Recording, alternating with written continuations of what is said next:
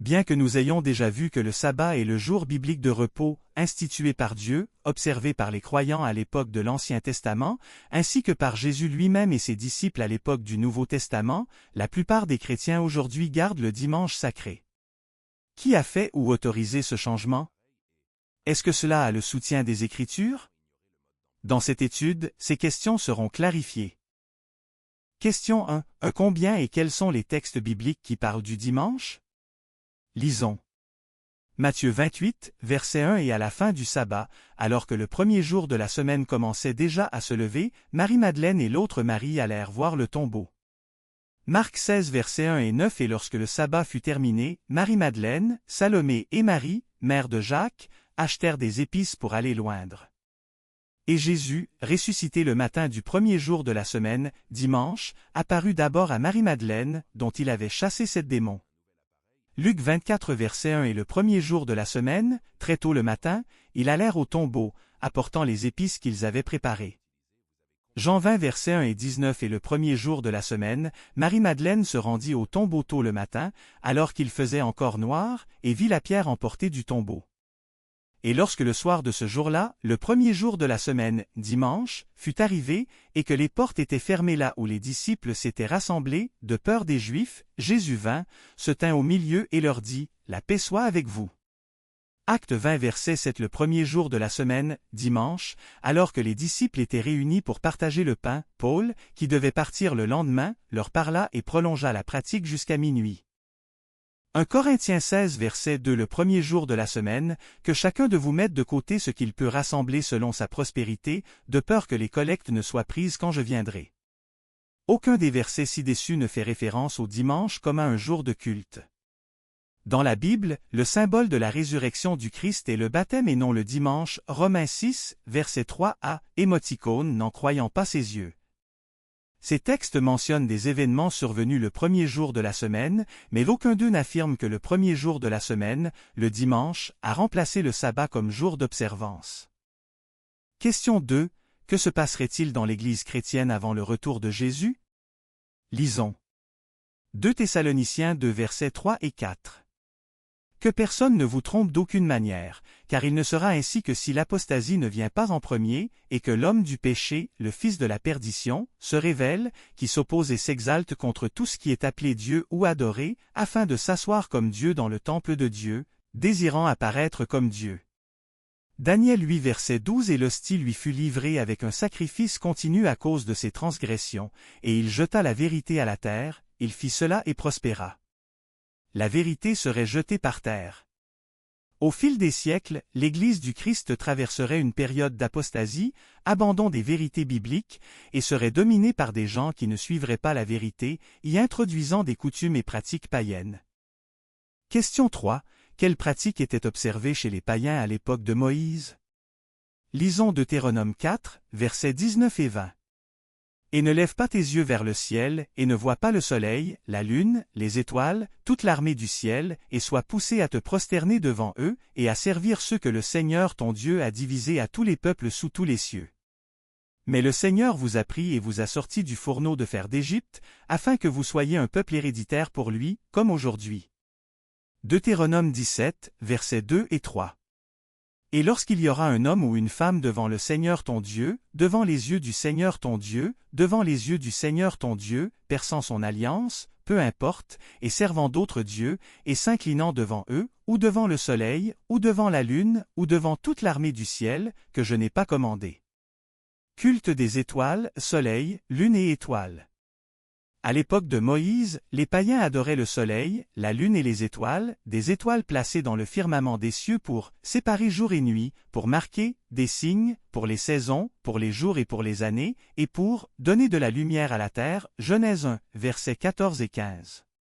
La création était vénérée à la place du Créateur. Romains 1 verset 25. Question 4. Quelle coutume existait parmi le peuple de Dieu à l'époque de Moïse? Lisons. Exode 16 versets 22 et 23. Et il se produisit le 6e jour qu'ils rassemblèrent 2 pains, 2 gommets chacun, et tous les princes de la congrégation vinrent le raconter à Moïse. Et il leur dit, Voici ce que le Seigneur a dit, demain, c'est le repos, le saint sabbat du Seigneur, tout ce que vous voulez cuire au four, faites-le cuire, et tout ce que vous voulez cuire dans l'eau, faites-le cuire dans l'eau, et ce qui reste, gardez-le pour vous jusqu'à demain. Acte 15 verset 21. Car Moïse, depuis les temps anciens, a eu quelqu'un dans chaque ville qui le prêche, et chaque sabbat il est lu dans les synagogues. Observance du sabbat. Au fil de l'histoire, le peuple élu a continué d'obéir aux commandements tels qu'écrits dans Exode 20. La sanctification de ce jour était accompagnée du miracle hebdomadaire de la manne qui ne tombait pas le 7e jour, le sabbat. Observer le sabbat est un signe que nous appartenons au vrai Dieu et acceptons sa souveraineté, Ézéchiel 20 verset 12. Question 5. Quel habit Jésus et l'apôtre Paul avaient-ils en commun? Lisons. Luc 4 verset 16. Et lorsqu'il arriva à Nazareth, où il avait été élevé, il entra à la synagogue le jour du sabbat, selon sa coutume, et se leva pour lire. Note, si nous nous identifions comme chrétiens, nous devons suivre l'exemple de notre Maître. Acte 17 verset 2. Et Paul, comme il en avait l'habitude, alla les voir, et pendant 3 sabbats, il se disputa avec eux au sujet des Écritures. Tous deux avaient l'habitude de participer activement aux offices dans la synagogue les samedis, le jour de repos décrit dans Exode 20, verset 11, de prêcher, d'enseigner. À partir des lectures bibliques données à la synagogue, Jésus et Paul ont tiré des leçons spirituelles pratiques qui incitaient les gens à les écouter. Question 6. Comment Jésus perçoit-il certaines pratiques chrétiennes qui n'ont aucun fondement biblique? Lisons. Marc 7 versets 6 à 8 et 13. Et il leur répondit, « Eh bien Ésaïe a-t-il prophétisé à propos de vous, hypocrites, comme il est écrit, ce peuple m'honore de leurs lèvres, mais leur cœur est loin de moi. Mais en vain ils m'honorent en m'enseignant des doctrines qui sont des commandements des hommes.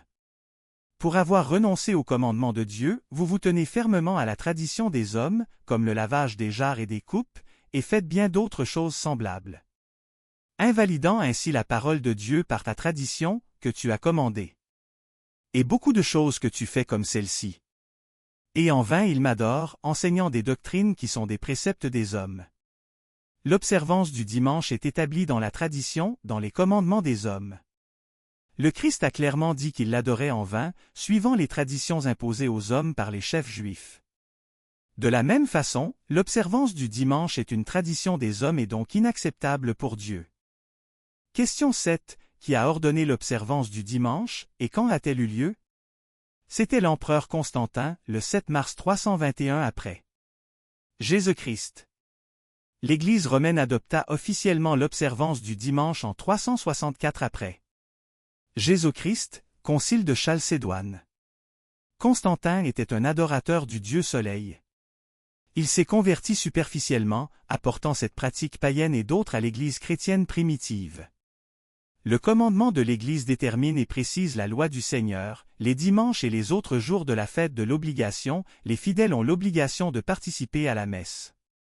Catéchisme de l'Église catholique, édition révisée selon le texte latin officiel, Loyola édition, 10e édition, juillet 2000, p. 570. Question 8. Qui a institué l'observance du sabbat, et quand a-t-elle eu lieu? Lisons. Genèse 2, versets 1 à 3. Ainsi, les cieux, la terre et toute son armée furent anéantis. Et lorsque Dieu eut achevé le 7e jour l'œuvre qu'il avait accomplie, il se reposa le 7e jour de tout ce qu'il avait accompli. Et Dieu bénit le 7e jour et le rendit saint, car on lui reposait de toute son œuvre, que Dieu avait créée et créée. Exode 20, versets 8 à 11. Souviens-toi du jour de sabbat, pour le garder saint. 6 jours tu travailleras et feras tout ton travail, mais le 7e jour est le sabbat du Seigneur ton Dieu. Tu ne feras aucun travail, ni toi, ni ton fils, ni ta fille, ni ton serviteur, ni ta servante, ni ton bétail, ni ton étranger qui est à l'intérieur de tes portes. Car en 6 jours, le Seigneur fit les cieux et la terre, la mer et tout ce qui s'y trouve, et reposa le 7e jour, c'est pourquoi le Seigneur a béni le jour du sabbat et l'a gardé saint. C'est Dieu lui-même qui a institué le sabbat comme mémorial de la création. Celui qui observe le sabbat reconnaît Dieu comme son Seigneur.